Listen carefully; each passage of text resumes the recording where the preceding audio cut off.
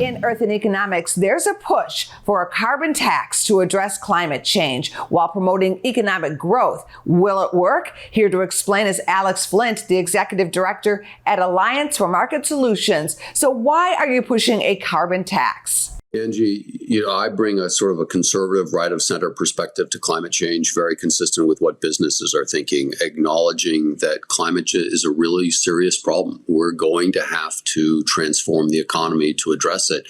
And from a business perspective, we really have three options. There can be government regulations, there can be government subsidies, or we can create a market for low-carbon technologies. I dislike regulations. I don't think the government can afford to subsidize the energy economy on a scale necessary to do that, especially since the government's $30 trillion in debt right now. And so we bring a right-of-center perspective, a market-driven perspective. And the reality is that the most efficient way to transform our economy to address climate change is to impose a carbon tax. That will incentivize businesses and individuals to seek to avoid paying that carbon tax. And now we've aligned economic drivers with our climate goals. It's really that simple, and it's the business-friendly approach to addressing climate change. Why are you lobbying Congress now? Well, first of all, because it's going to take a while to convince Congress to do the right thing. I think it's taken us 50 years to build out this energy economy that we have right now, to understand the impacts that it's going to have on climate change. And we need to put policies in place for the long term, right? We didn't get into this problem yesterday. We're not going to solve it tomorrow. What we're doing is working with members of Congress to say, we need to bring sensible, market-driven forces to bear to address climate. The regulatory subsidy approach is not going to work over the long term. Let's work together to put something in place so that it's durable, so that we're not going back and forth and having big political fights about this. We need to transform the politics of this issue. What about pushback, and what are critics saying? Oh, we get pushback every day.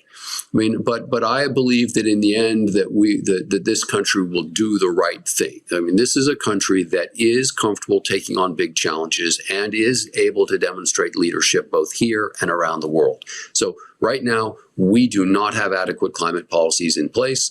The climate is probably going to rise, global temperature about 6.5 degrees Fahrenheit by 2100, and sea levels are going to come up 30 inches on our current course.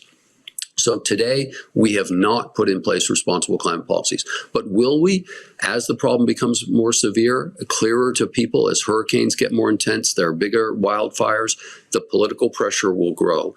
And the nice thing that we're seeing is corporate leaders are now in front of a lot of politicians. And I mean, getting out in front, saying, look, this is real. This is going to affect my business. This is going to affect our markets. We need the government to enact responsible climate policies. So we're seeing good leadership from corporate America on this issue right now. AMSresearch.org has all the information anybody could possibly want if they're looking for the details. Well, thank you very much for your time today. Thank you. Good to talk. Take care. Go to businessfirstam.com for where to see our show on TV.